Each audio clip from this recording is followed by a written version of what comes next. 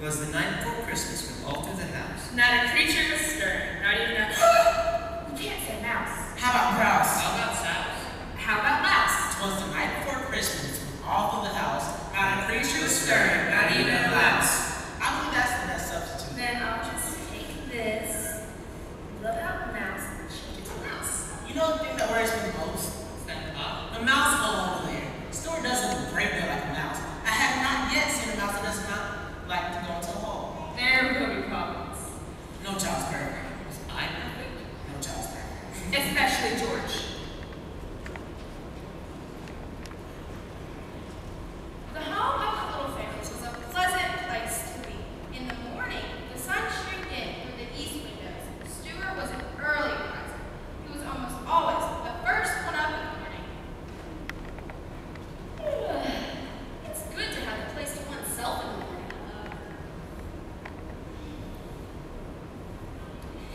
You don't have the place all to yourself, Bub. Oh, hello, Snowbell. You're up early, aren't you? I thought I'd come down for a bit of exercise and brush my teeth. Your teeth aren't big enough to brush. Want to see a good set? Look at mine. Very nice, but mine are all right too, even though they're small. And I bet with all the exercise I do that my stomach muscles are firmer than yours. I bet they're not. I bet they are, like iron veins. I bet they're not. You see that window shade in the next room with the full cord and the ring? What of it? I bet that I can leap up there and chin myself 3 times. Try it. Here goes. I got the ring, and now I'll chin myself. 1, 2. Ow! Holy mackerel! He just rolled himself up in the window shade. Oh! Woman, oh! I guess that'll teach him to show off his muscles. My, this place needs tidying up a bit. Perhaps I shall move these things next to the mouse hole.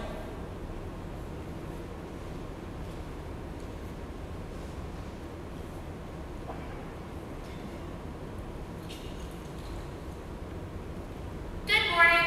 Are you up yet, Stuart? Stuart? Oh no! It's happened! What has? Stuart keeps going to the mouse hole. I knew this happened one day. My poor little son. I just know he'd get wedged in there somewhere. Now, Mother, just because you can travel comfortably in a mouse hole doesn't mean it's a perfectly suitable place for Stuart. Just don't get yourself worked up. George!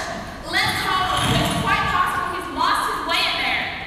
Okay, I'll count to 3, then we'll all call. Then we'll all keep perfectly quiet for 3 seconds, listening for the answer. 1, 2, 3. Stuart! Look at the window shade. It's no use. Don't worry, Mother, I got it.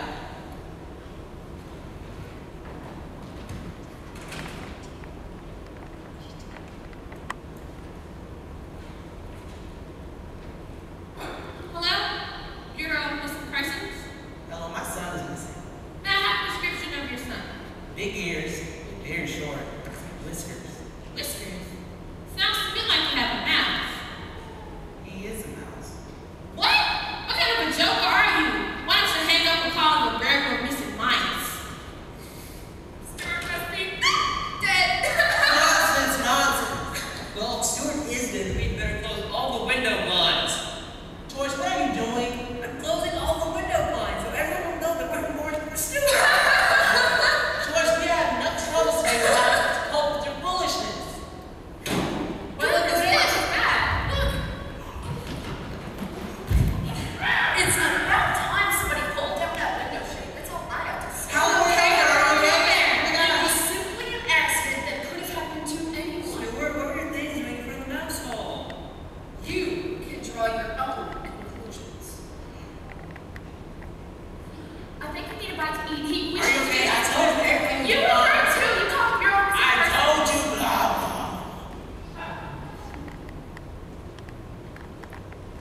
One morning, when the wind was from the west, Stuart put on his sailor hat, took his spyglass down from the shelf, and set out for a walk, full of the joy of life. I am filled with the joy of life. I am also filled with the fear of dogs. With a rolling gait, Stuart sauntered along Fifth Avenue, keeping a sharp lookout for dogs.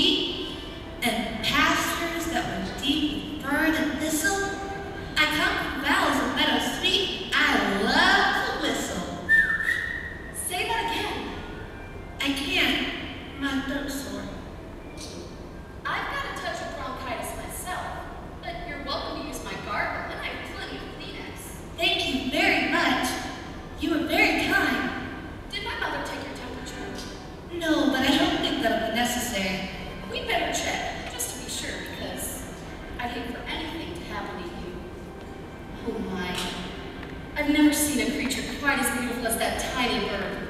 I think I love her already. Oh, yes. Normal. Thank you. Now, if you'll excuse me, I shall go to bed. Good night, sir. Please, don't call me sir. Call me Stuart. Good night, Stuart. Good night, Margaret. See you in the morning.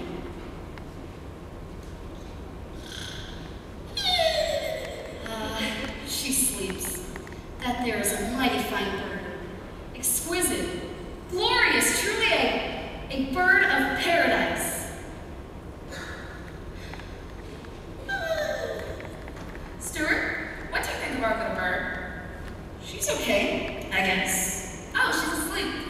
I'll just give her this bird seed water in the morning. Say, Mom, do you think the bird will be safe here, sleeping in the living room? Perfectly safe. What about that cat Snowbell? Snowbell won't touch the bird. You forget all about it and go to sleep. There's something in me that just doesn't trust a bird. I know Margalo is in danger.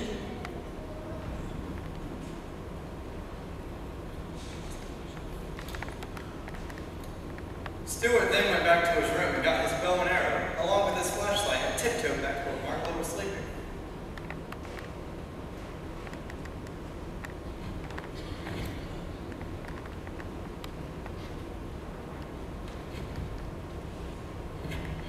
Sleep dwell upon thine eyes, peace in thy breast.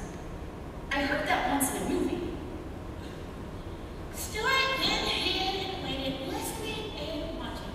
For half an hour he saw nothing, heard nothing but the faint rustle of Margalo's wings as she spurred in a tree.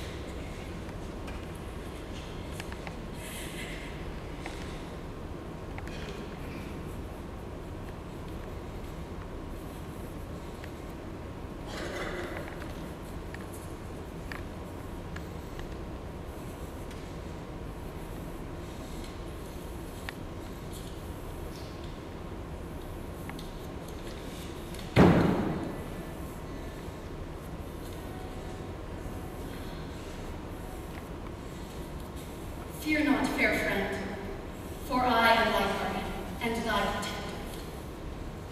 Another movie.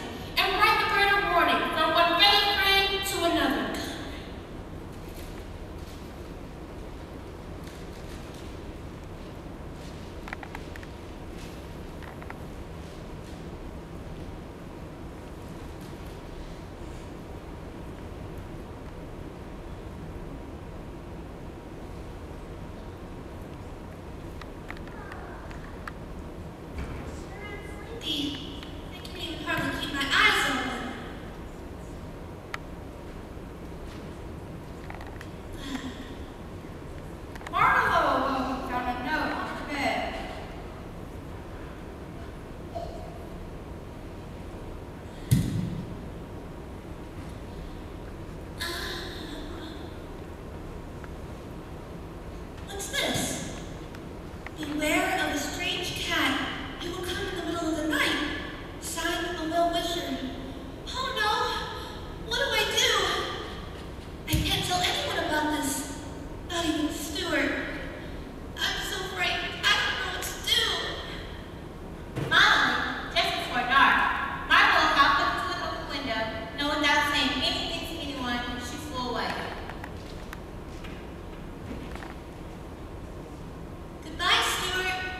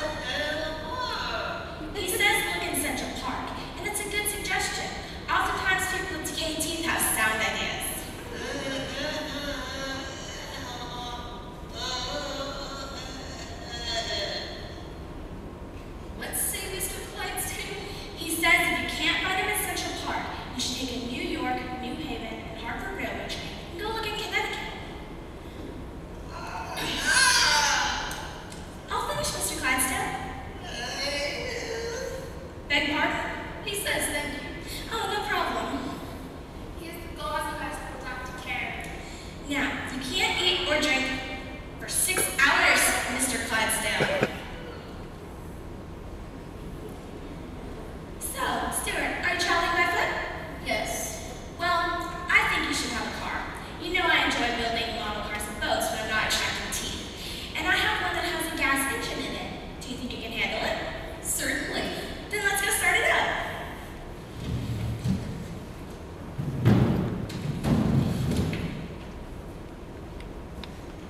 That afternoon, Dr. Carey showed Stuart how to drive the car.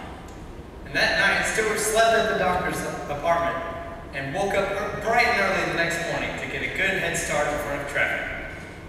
He drove through Central Park to 110th Street, then over to West Highway, then north to Sawmill Parkway. This car runs beautifully. He kept driving in the direction of Cincinnati until he came to the most beautiful town he had ever seen, where he stopped at the general store to see the storekeeper stocking his shelves. What a nice town.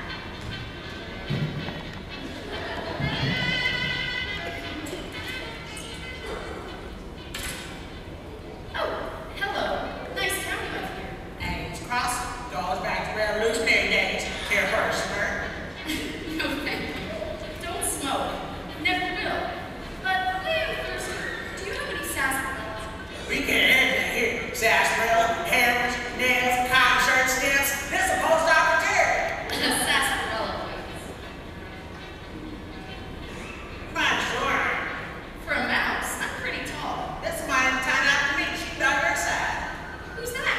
Head Ames, young and pretty, comes from a prominent family with lots of money. No, thank you. Not much of a society man these days. Too much on the crew. You know, here today, gone tomorrow. You know what? Which reminds me, I best be on my way. Good morning, Mr. Morrison. I'd like to know this letter. Hey, Thank you. Who was that? Head Ames.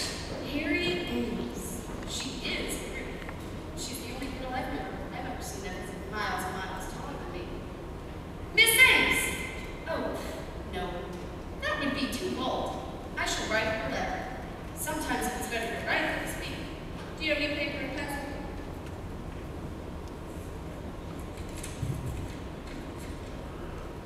Thank you.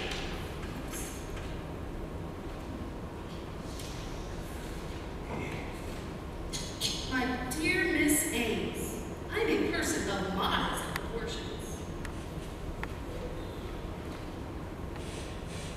Stuart began to write a carefully worded letter to Harriet Ames.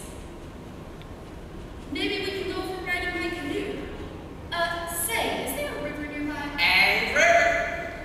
Is there a place to put it up? Ames Landing, Molly's town. I shall await your arrival with all the eagerness I can muster. Yours very truly, Stuart Little. Stuart and Harry to jump for a ride in his canoe. I sure do hope she comes back to the post office. She usually does. Then I'll assume she'll accept an invitation for a ride in my canoe. Wait, canoe? You don't even have a canoe. Do you sell canoes? We can't have it here. Sarsaparilla, hammers, nails, cotton shirts. But this is the post office chair. A canoe, please? I carry room for souvenirs about your size, $75. Good bags. I'll take it. Drive around back. I help you know.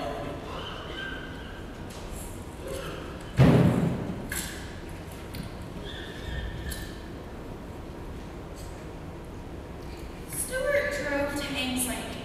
He was tired and hot. He struggled with the hill. Finally got the tide so was found on the riverbank. Ooh. I am mighty nervous.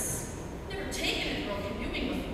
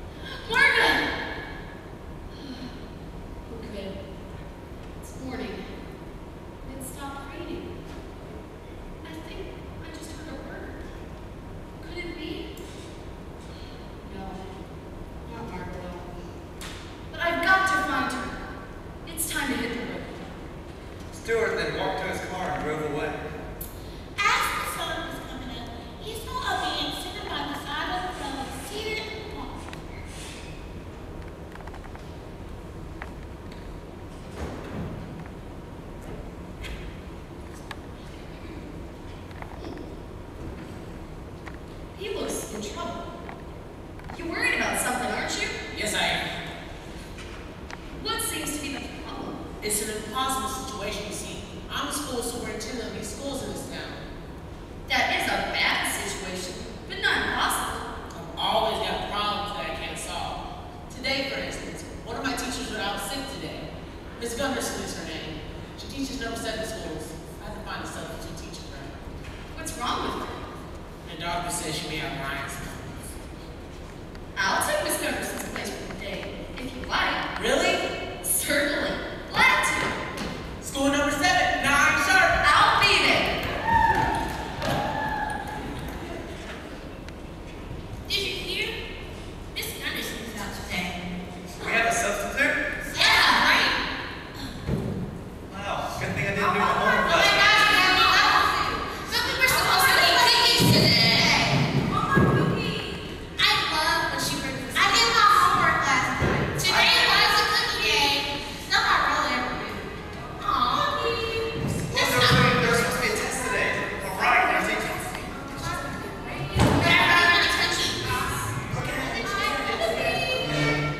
May I have your attention, please? This as you all know, Mrs. Gunderson is out sick today, and I will be taking her place. What's wrong with her? Vitamin trouble. The doctor said she took vitamin A when she needed D, and B when she was supposed to take C. Everyone will calm down now. What's the first subject your children usually take up during the day? Arithmetic. Bother arithmetic. Let's skip it. What's next? Writing. Don't you children already know how to write? Certainly we do. So much for writing then. The next lesson is social studies. Social studies? Never heard of them. Instead of taking up any special subject today, let's just talk about something. Can we talk about the way it feels to hold a snake in your hand? We could, but I'd rather not. Could we talk about sin and life? No. Try it again. Could we talk about the fact that has girl origin? I'll tell you what. We'll talk about the king of the world. There is no king of the world. What's the diff? There ought to be. Kings are old-fashioned. Fine then. We'll talk about the chairman of the world. The world gets into a lot of trouble because it has no chairman. I myself would like to be chairman of the world. You're too small. Oh, fish feathers. Size has nothing to do with it. It's temperament and ability that count. And knowing what's important. How many of you children here know what's important? Henry Rackmeyer, you tell us what's important. A shaft of sunlight at the end of a dark day, a note of music, and the way the back of a baby's neck smells if the mother keeps it tight. Very good, but you forgot one thing. Larry Bendix, you tell us what Henry Rackmeyer forgot. He forgot ice cream with chocolate sauce on it. Very good. Ice cream is important. Very important. Now, if I'm going to be chairman of the world, we need to come up with some laws. Do any of you children have good ideas for laws? Nick's not swiping anything. Nix on swiping anything. Very good. Good law. Anyone else? Absolutely no being mean. Very good. Absolutely no being mean is a great law. That won't work. Some people are just naturally mean. I'm not saying it'll work, but it's a perfectly good law and we ought to try it. Now, I want somebody to be mean to someone. What's that you have in your hand, Catherine? A tiny pillow. Do you love it very much? Yes, I do. Okay, now Sherry Jameson, we should grab that pillow away from Catherine. Take it away! Calm down, children. Our chairman consults his book of rules. Calm down. Now, page 492. No being mean. Page 560. Nix on swiping anything. Sherry Jameson has broken 2 of these laws. Now hurry, or else you'll become so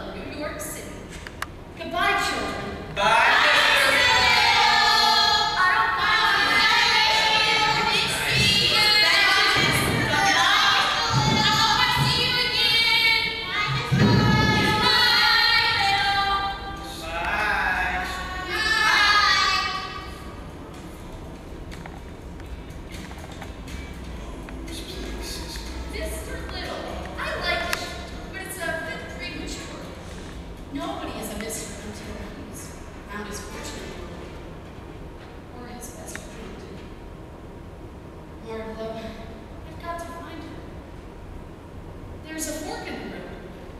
Which way should I go?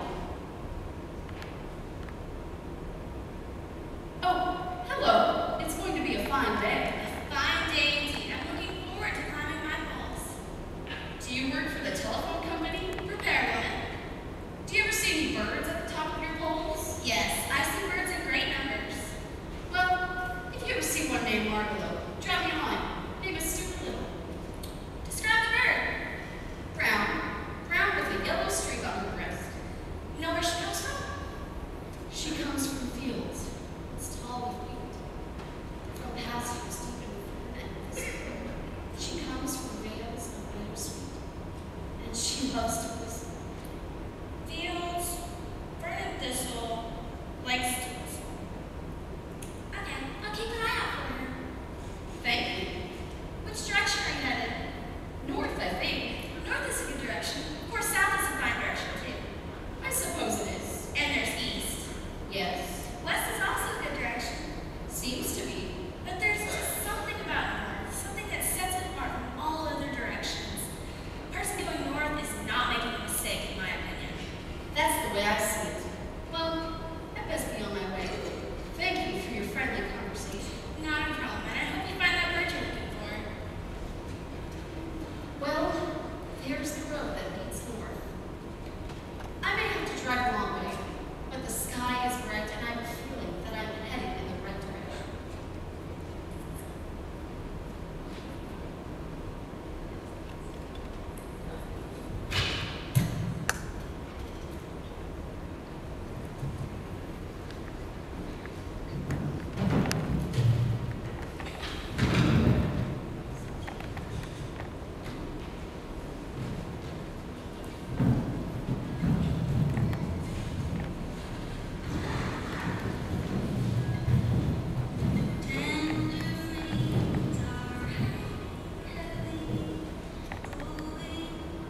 And that is the story of Stuart Little.